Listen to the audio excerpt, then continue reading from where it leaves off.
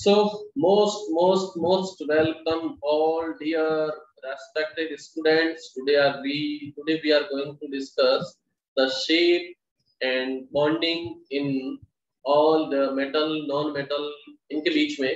तो आज अपने पास में कुछ कंपाउंड है और कंपाउंड के अंदर जैसे यहाँ पर NH3 है, तो इस NH3 कंपाउंड को अपन कहते हैं यहाँ पर अमोनिया। NH3 को अपन अमोनिया के नाम से जानते हैं। और अमोनिया के बाद में नेक्स्ट है H2O, जो कि एक वाटर की स्ट्रक्चर है। वाटर को H2O बोला जाता है, तो वाटर के लिए H2O आता है। उसके साथ में है PCl3, जिसको बोला जाता है फास्फोरस ट्राइक्लोराइड। HCl इसको बोला जाता है हाइड्रोक्लोरिक एसिड। हाइड्रोक्लोरिक एसिड बोला जाता है, हाइड्रोक्लोरिक एसिड। उसके साथ में है HNO3 और इसको बोला जाता है नाइट्रिक एसिड। HNO3 इसको नाइट्रिक एसिड बोलते हैं। H2SO4 है, इसको बोला जाता है सल्फ्यूरिक एसिड। सल्फ्यूरिक एसिड, तो सल्फ्यूरिक एसिड बोला जाता है। CH3COOH इसको बोलते हैं अपन इथेनोइक एसिड। इथेनोइक एसिड जिसके अंदर कार्बोक्सिलिक एसिड ग्रुप यहाँ पर प्रेजेंट होता है, कार्बोक्सिलिक ग्रुप। और C2H6 इसको बोला जाता है यहाँ पर इथेन। तो ये काफी सारी स्ट्रक्चर है, इसको अपन सिंगल बॉन्ड की पर्पज से सारी चीजों को देख चुके थे। और किस टाइप्स पे यहाँ पर बॉन्डिंग होती है एलिमेंट के बीच में, एटम्स के बीच में, वो सारी चीजें थी अपनी सेशन के अंदर। और अब मैं नेक्स्ट सेशन और नेक्स्ट चीज जो ले रहा हूँ, उस बॉन्ड को अपन लिखेंगे इलेक्ट्रोवैलेंट बॉन्ड। तो हेडिंग नोट कर लो आप, इलेक्ट्रोवैलेंट बॉन्ड। इलेक्ट्रोवैलेंट बॉन्डिंग किस टाइप से होती है, कैसे कैसे होती है। कल की क्लास में अपन ने सारा का सारा कोवैलेंट बॉन्ड देखा था। और कोवैलेंट बॉन्ड क्या होता है, कैसे बनता है। तो कोवैलेंट बॉन्ड के बारे में अपन लिखते हैं कि जब नॉन मेटल के बीच में इलेक्ट्रॉनों की शेयरिंग होती है, by the sharing of electron when bond take place then the bond is also known as a covalent bond. तो कोवैलेंट बॉन्ड जब भी बनता है तो हमेशा एलिमेंट या फिर एटम्स के बीच में इलेक्ट्रॉनों की वहां पर शेयरिंग होती है।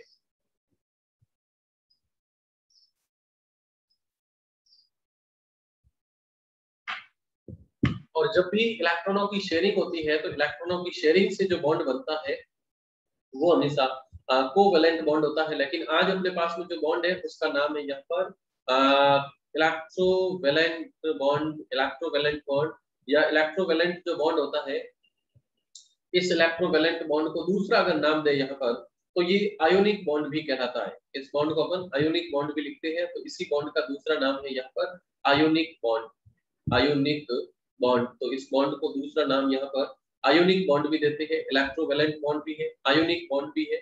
अलग अलग इसके नाम दिए जाते हैं। तो इलेक्ट्रोवैलेंट बॉन्ड, आयोनिक बॉन्ड, इस टाइप में इनको शो किया जाता है। तो अपन देखते हैं इलेक्ट्रोवैलेंट बॉन्ड या आयोनिक बॉन्ड किस टाइप में फॉर्म होता है। और सबसे सिंपल जो बॉन्डिंग अपन शो करते हैं वो मैं दिखा रहा हूं यहाँ पर। NaCl का फॉर्मेशन किस टाइप में NaCl का फॉर्मेशन होता है।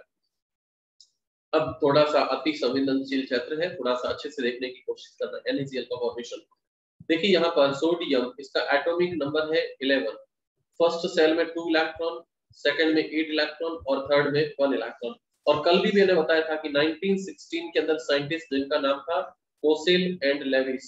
कोसेल एंड लेविस, और कोसेल एंड लेविस साइंटिस्ट ने कहा था कि कोई भी एटम जो अपने इलेक्ट्रॉन कॉन्फ़िगरेशन के अंदर आउटर मोस्ट सेल में जैसे ही 8 इलेक्ट्रॉन गेन कर लेता है तो उसकी स्टेबिलिटी आ जाती है एक सिमेट्रिकल ज्योमेट्री के कारण, और उसको अपन बोलते थे ऑक्टेट लॉ।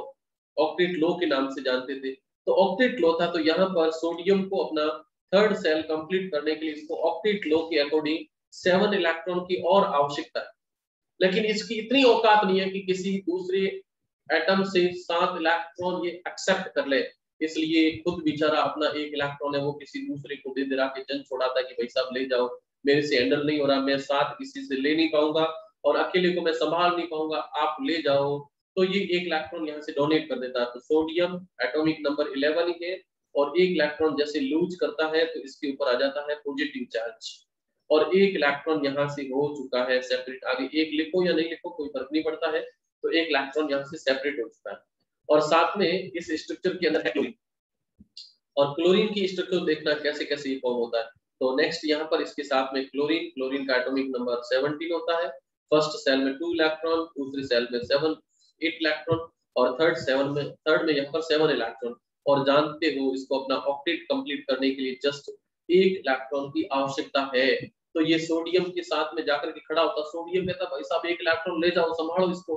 क्लोरीन कहता है कि आने दो, हम इसको संभाल लेंगे। तो ये क्लोरीन 1 इलेक्ट्रॉन ये सही एक्सेप्ट करता है, तो इसके ऊपर आ जाता है नेगेटिव चार्ज, और नेगेटिव चार्ज के साथ में ये 17 इलेक्ट्रॉन की जगह 18 इलेक्ट्रॉन एक्सेप्ट कर लेता है।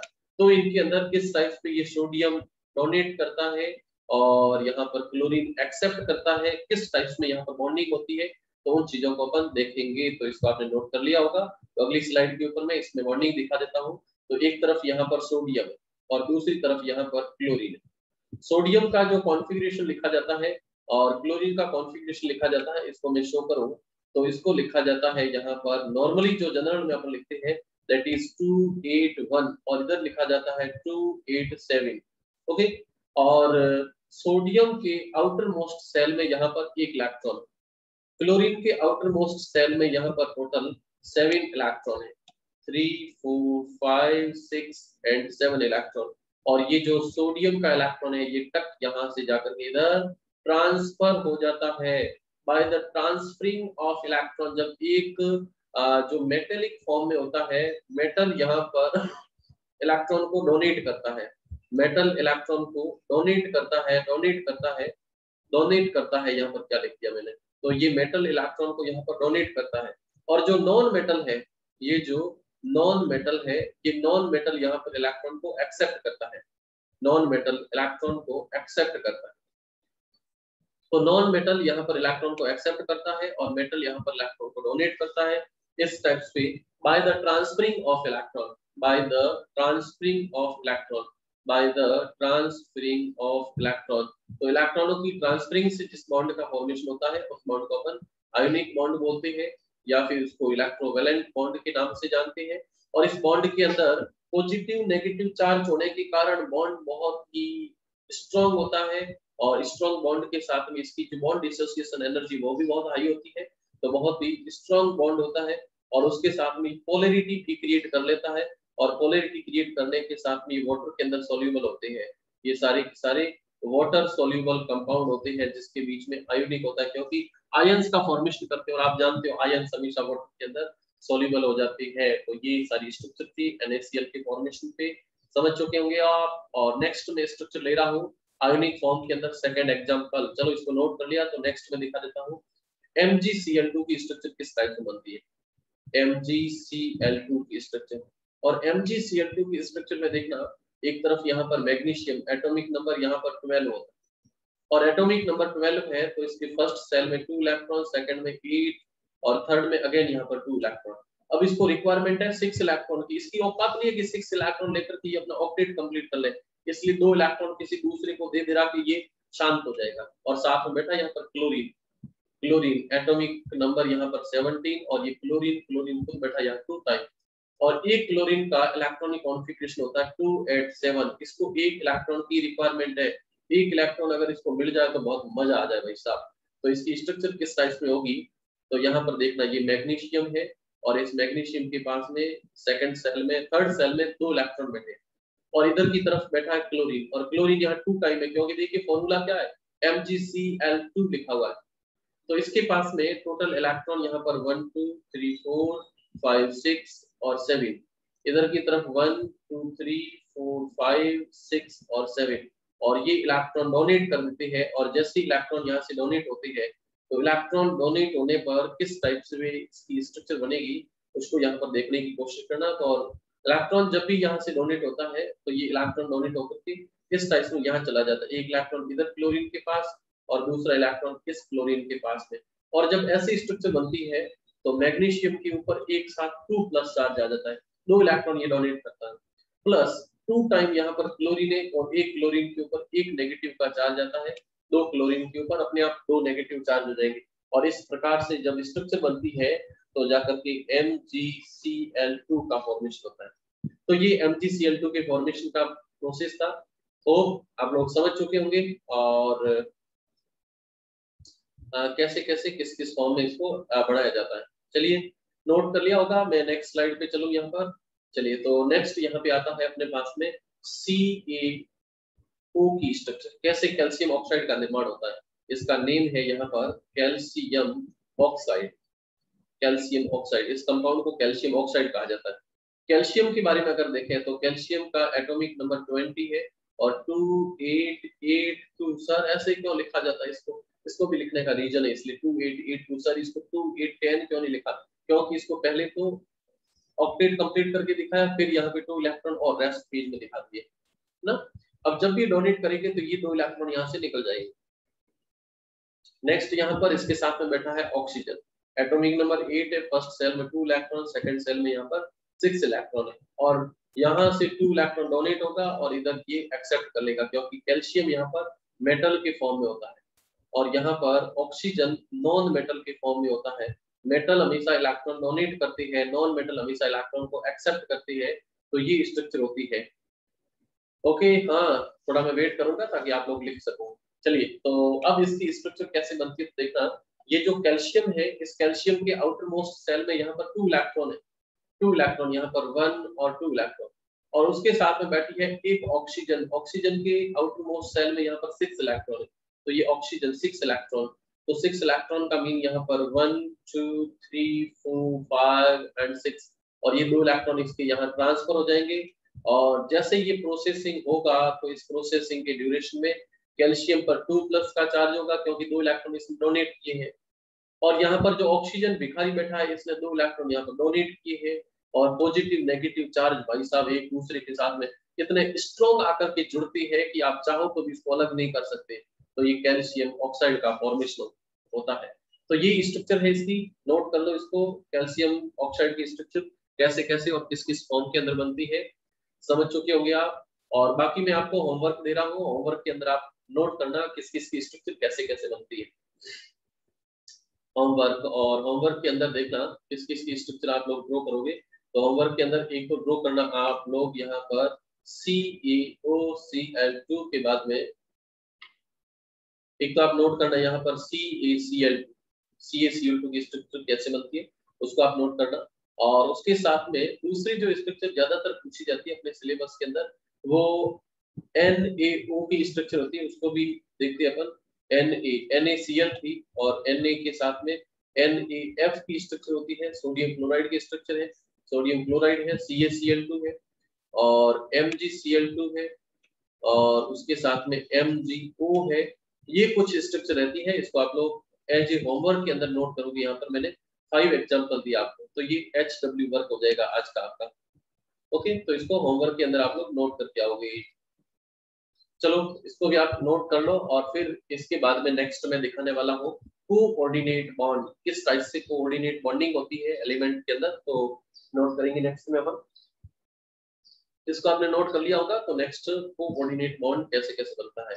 चलिए एग्जांपल आप नोट कर लीजिए एक बार, CaCl2, NaCl, NaF, MgCl2 और MgO। सर रुको, लिखने हैं अभी, नोट करो बच्चे।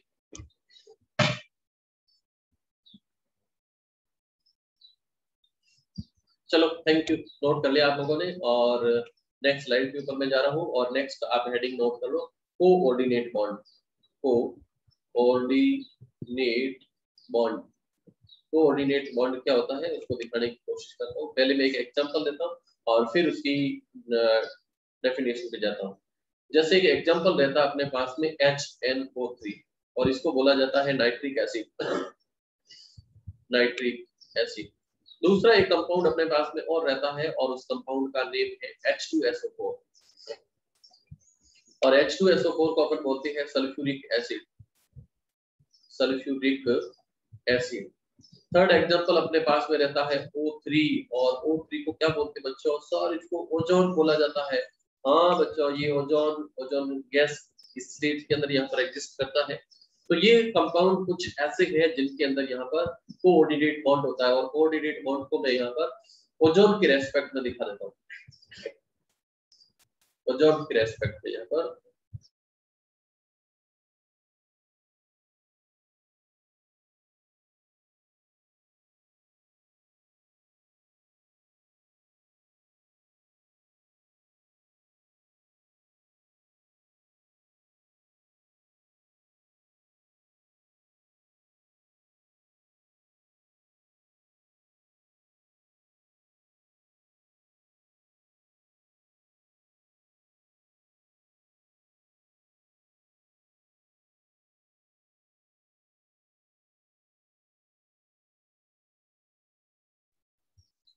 ओजोन की जो स्ट्रक्चर है उसमें किस टाइप से यहाँ पर कोऑर्डिनेट बॉन्ड का फॉर्मेशन होता है।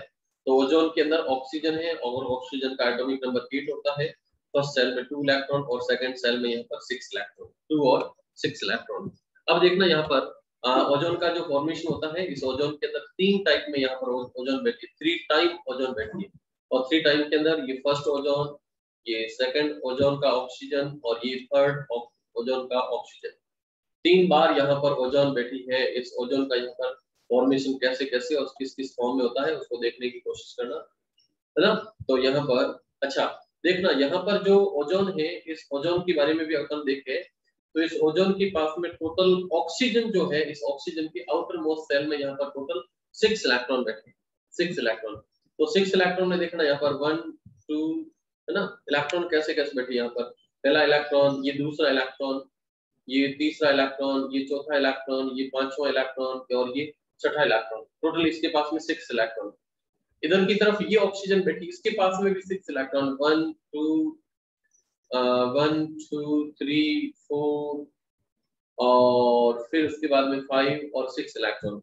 इधर जो ऑक्सीजन बैठी है, इस ऑक्सीजन के पास में भी यहाँ पर टोटल 6 इलेक्ट्रॉन और ये 1, इसके बाद में ये 2, इसके बाद में 3, फिर 4, ये 5 और ये 6, टोटल यहाँ पर 6 इलेक्ट्रॉन। अब इनके बीच में होगा ये कि इस ऑक्सीजन के पास में 6 इलेक्ट्रॉन है और ये चाहती है कि मेरा ऑक्टेट कंप्लीट हो, तो ये यहाँ से 2 इलेक्ट्रॉन दूसरे वाले ओजोन ऑक्सीजन से लेकर के अपना ऑक्टेट कंप्लीट कर लेती है, इसको कोई दिक्कत नहीं। और भाई साहब ये भी अपना जुगाड़ लगा लेती है, इधर से अपना इसने भी ऑक्टेट कंप्लीट कर लिया, इसको कोई दिक्कत नहीं। और इन दोनों ऑक्सीजन ने इलेक्ट्रॉनों की शेयरिंग कर ली और शेयरिंग करते करते करते करते आप लोगों ने देखा होगा कि ये जो स्ट्रक्चर है वो डबल बॉन्ड के साथ बाउंड हो गई है। तीसरे वाला जो ऑक्सीजन है वो बैठा यहाँ पर मुंह उठा था। तो ये जो ऑक्सीजन है, ये ऑक्सीजन भी यहाँ से बॉन्ड बनाने के लिए शेयरिंग तो करता है, बट अपने इलेक्ट्रॉनों के साथ में दूसरे वाला ऑक्सीजन यहाँ पे शेयरिंग नहीं कर रहा है। देखना यहाँ पर इसके जो इलेक्ट्रॉन है, ये इलेक्ट्रॉन यहाँ पर 1 इलेक्ट्रॉन 2 इलेक्ट्रॉन 3 4 5 6, ये तो बिल्कुल कंजर्व पड़े, इसके साथ में किसी दूसरे ने शेयरिंग तक नहीं की। और ये जो ओजोन है, इस ऑक्सीजन ने इस ऑक्सीजन के ऊपर अपना अधिकार जता लिया।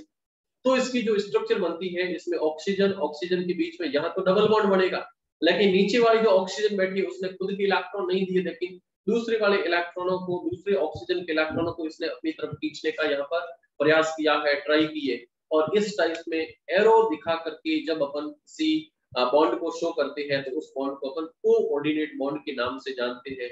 तो ये कोऑर्डिनेट बॉन्ड है। अब इसकी डेफिनेशन क्या होती है, तो लिखते हैं such types bond in which one electron is pull electron toward itself but donating element do not share electron with each other। तो यहाँ पर एक जो एटम होता है वो दूसरे एटम के ऊपर इलेक्ट्रॉनों की शेयरिंग करता है, इलेक्ट्रॉनों को अपनी तरफ यहाँ पर खींचने की भी कोशिश करता है, लेकिन जो इलेक्ट्रॉन डोनेटिंग एलिमेंट है, इलेक्ट्रॉन डोनेटिंग जो एटम है, वो इलेक्ट्रॉनों के साथ में शेयरिंग तक भी नहीं करता। और इस टाइप्स में अगर देखा जाए तो जो इसको डोनेट कर रहा है उसके ऊपर पार्शियली पॉजिटिव चार्ज आ जाता है और जो एक्सेप्ट कर रहा है उसके ऊपर पार्शियली नेगेटिव चार्ज आता है। तो इस टाइप में एक बॉन्डिंग का फॉर्मेशन होता है और इसको अपन कोऑर्डिनेट बॉन्ड के नाम से जानते हैं। नेक्स्ट पेज के ऊपर मैं इसको वापस दिखाने की कोशिश करता हूँ। तो एक तरफ यहाँ पर ओजोन, दूसरी तरफ ओजोन का ऑक्सीजन, तीसरी तरफ ऑक्सीजन। ऑक्सीजन के ऊपर अगर इलेक्ट्रॉन की टोटल बात करें तो यहाँ पर इलेक्ट्रॉन भी देखना, यहाँ पर पहला इलेक्ट्रॉन, दूसरा इलेक्ट्रॉन, तीसरा इलेक्ट्रॉन, चौथा इलेक्ट्रॉन, पांचवा इलेक्ट्रॉन, छठा इलेक्ट्रॉन। इधर भी 1 2 3 4 5 6 इलेक्ट्रॉन, इधर भी 1 2 3 4 5 6 इलेक्ट्रॉन। अब यहाँ पे बॉन्डिंग देखना, बॉन्डिंग कैसे कैसे करते हैं, ये सवाल है बहुत। बॉन्डिंग के अंदर देखना, तो ये जब बॉन्डिंग करते हैं तो बॉन्डिंग के अंदर यहाँ पर ये इसने बॉन्डिंग शो कर ली, है ना। ये यहाँ पर इसकी ये बॉन्डिंग हो गई। इधर की तरफ से देखना, ये इसकी बॉन्डिंग यहाँ से हो गई, इलेक्ट्रॉनों की शेयरिंग हो गई, दोनों अपने बीच में इलेक्ट्रॉनों की शेयरिंग करके यहाँ पर फ्री हो गए। अब तीसरे वाला यहाँ से जब बॉन्डिंग करेगा तो बॉन्डिंग में ये बॉन्डिंग इधर से करेगा और जब ये बॉन्डिंग करेगा तो खुद के इलेक्ट्रॉन ये लेकर के बैठा है, इसकी तो शेयरिंग इसने की नहीं और दूसरे वाले के इलेक्ट्रॉनों को इसने शेयरिंग के अंदर ले लिया। तो इसकी जो स्ट्रक्चर बनती है, तो इस स्ट्रक्चर को अपन डबल बॉन्ड यहाँ दिखा देते हैं और ये ऑक्सीजन को अपनी तरफ खींच लेता है और इस टाइप की जो बॉन्डिंग बनती है उसको कोऑर्डिनेट बॉन्ड के नाम से जानते हैं। और कोऑर्डिनेट बॉन्ड ये वाला है, ये जो बॉन्ड है ये यहाँ पर कोऑर्डिनेट बॉन्ड है, और यहाँ पर ये दोनों सिंगल जो बॉन्ड पड़े हैं ये यहाँ पर नॉर्मल और सिंपल कोवैलेंट बॉन्ड है। चलो इनको आप समझ चुके होंगे, और नेक्स्ट पेज पे जा रहा हूँ, नेक्स्ट पेज के ऊपर दिखा रहा हूँ नेक्स्ट में HNO3 की स्ट्रक्चर, और इस HNO3 को अपन बोलते हैं नाइट्रिक एसिड, नाइट्रिक एसिड के नाम से बोला जाता है। कैसे इसकी स्ट्रक्चर बनती है तो देखने की कोशिश करना, hydrogen oxygen nitrogen oxygen oxygen, और इनके ऊपर इलेक्ट्रॉन अब एक एक दिखाने की जरूरत नहीं है।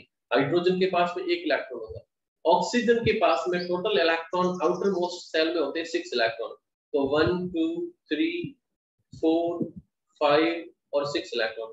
नाइट्रोजन के आउटर मोस्ट सेल में होते हैं टोटल 5 इलेक्ट्रॉन, 1 2 3 4 5 इलेक्ट्रॉन, ये 5 इलेक्ट्रॉन। ऑक्सीजन के आउटर मोस्ट सेल में होते हैं टोटल यहाँ पर 6 इलेक्ट्रॉन, और इधर भी ऑक्सीजन के पास में आउटर मोस्ट सेल में टोटल यहाँ पर इलेक्ट्रॉन होने वाले हैं 6, तो यहाँ पे भी 1 2 3 4 5 और 6 इलेक्ट्रॉन। अब बॉन्डिंग देख लो एक बार, कैसे कैसे बॉन्डिंग करेगा समझना। यहाँ से हाइड्रोजन अपना डुप्लेट कंप्लीट करेगा, किसी को कोई दिक्कत नहीं है। ऑक्सीजन अपना ऑक्टेट कंप्लीट करेगा, ये ऑक्सीजन अपना ऑक्टेट कंप्लीट करेगा। इधर से जो ये ऑक्सीजन बैठी है ये ऑक्सीजन अपना ऑक्टेट कंप्लीट करेगा, इसको भी कोई दिक्कत नहीं है। और यहाँ जो नाइट्रोजन बैठा है ये नाइट्रोजन अपना ऑक्टेट कंप्लीट करेगा, तो यहाँ पे भी किसी को कोई दिक्कत नहीं है, ये नाइट्रोजन अपना ऑक्टेट कंप्लीट कर चुका है। क्योंकि इस नाइट्रोजन के पास में देखना, नाइट्रोजन के पास में इलेक्ट्रॉन को देखना अच्छे से, खुद के पास में इलेक्ट्रॉन थे यहाँ पर 5, तो 4 और ये 5। अब इसको 3 इलेक्ट्रॉन की रिक्वायरमेंट थी, तो 3 इलेक्ट्रॉन इसने एक तो ऑक्सीजन के साथ में और 2 इधर इस ऑक्सीजन के साथ में शेयरिंग कर लिए, और ये जो स्ट्रक्चर पूरी बनी है जिसमें ऑक्सीजन नाइट्रोजन ऑक्सीजन और यहाँ पे डबल बॉन्ड ऑक्सीजन, ये क्लियर हो चुकी है नाइट्रस एसिड के नाम से, जिसको जाना जाता है HNO2 की स्ट्रक्चर है, HNO2 जिसको जो बोला जाता है नाइट्रस एसिड, नाइट्रस एसिड के नाम से जानते हैं, और इसकी स्ट्रक्चर कंप्लीट हो चुकी है। लेकिन ऊपर की तरफ ये जो ऑक्सीजन बैठी है बेचारी, ये मुंह उतार रही है कि मेरी साहब मेरे को भी कुछ दे दो, क्यों मार रहे हो मेरे को। तो ये जो ऑक्सीजन बैठी है ये ऑक्सीजन क्या करती है, इस नाइट्रोजन के साथ में बेचारे के इलेक्ट्रॉनों को भी ले लेती है। खुद के इलेक्ट्रॉन तो साली देती नहीं है, इतनी होशियार यहाँ पे, लेकिन दूसरे वाले के इलेक्ट्रॉनों को ये ले लेती है, और इस टाइप से इसकी बॉन्डिंग होती है। इस बॉन्डिंग को यहाँ पर कोऑर्डिनेट बॉन्ड के नाम से जानते हैं। अब इसकी बॉन्डिंग होती कैसे, इसको सेव कर लो, मैं नेक्स्ट स्लाइड के ऊपर जा रहा हूँ, नेक्स्ट पेज पे जा रहा हूँ। तो इसकी ऑक्सीजन स्ट्रक्चर ऐसे बनती है यहाँ पर, जबकि इसकी स्ट्रक्चर जब बनती है तो इसकी स्ट्रक्चर को देखना, स्ट्रक्चर के अंदर एक तरफ हाइड्रोजन, फिर यहाँ पर oxygen nitrogen double bond oxygen, और ऊपर की तरफ यहाँ पर कोऑर्डिनेट बॉन्ड के साथ में जुड़ जाती है ऑक्सीजन, और यहाँ पर ये जो बॉन्ड है इस बॉन्ड को लिखा जाता है कोऑर्डिनेट बॉन्ड, इसको कोऑर्डिनेट बॉन्ड लिखा जाता है, ये कोऑर्डिनेट बॉन्ड है। चलो इसको भी आपने नोट कर लिया होगा, बहुत सिंपल टाइप्स के है। और नेक्स्ट अपने पास में एक लास्ट एग्जांपल बचता है, क्योंकि टाइम बाउंड है, ज्यादा अलाउ नहीं कर रहा है, और लास्ट अपने पास में एग्जांपल बचता है, उसमें अपन H2SO4 को दिखाएंगे, H2SO4। तो नेक्स्ट अपन देख लेते हैं सल्फ्यूरिक एसिड।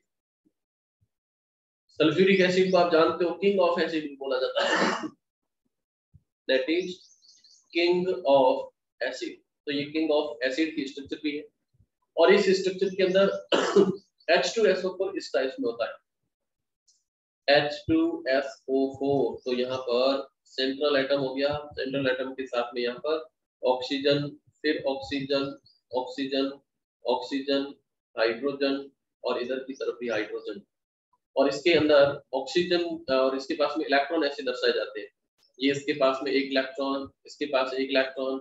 ऑक्सीजन के पास में टोटल इलेक्ट्रॉन अगर देखें तो इसके पास में इलेक्ट्रॉन रहते हैं टोटल यहाँ पर 6 इलेक्ट्रॉन, 1 2 3 4 5 और 6 ये इलेक्ट्रॉन।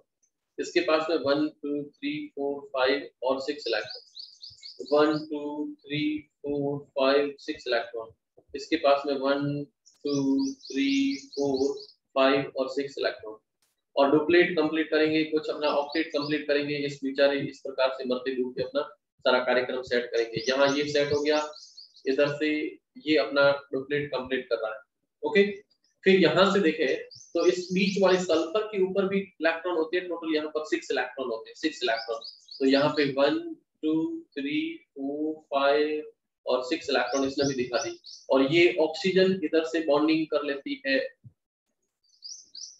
इधर से ये ऑक्सीजन भी इसके साथ में यहाँ पर बॉन्डिंग कर लेती है, यहाँ से ये ऑक्सीजन भी इधर से अपना बॉन्डिंग कर लेती है। स्ट्रक्चर को देखते जाइए, कोई लोड लेने की बात नहीं है, बार बढ़ाओगे ये सिंपल हो जाएगा।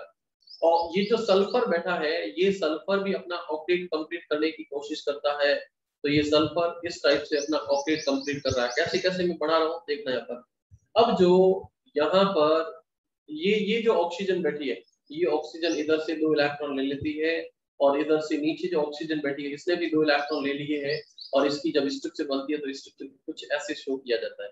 तो इसके अंदर हाइड्रोजन के बाद में यहाँ पर हाइड्रोजन है, और हाइड्रोजन के बाद में यहाँ पे ऑक्सीजन के बाद में सल्फर, फिर यहाँ ऑक्सीजन, फिर यहाँ पे हाइड्रोजन, और नीचे की तरफ भी ऑक्सीजन मचका के ले जा रही है, इधर भी ऑक्सीजन इलेक्ट्रॉन ऐसे ले जा रही है।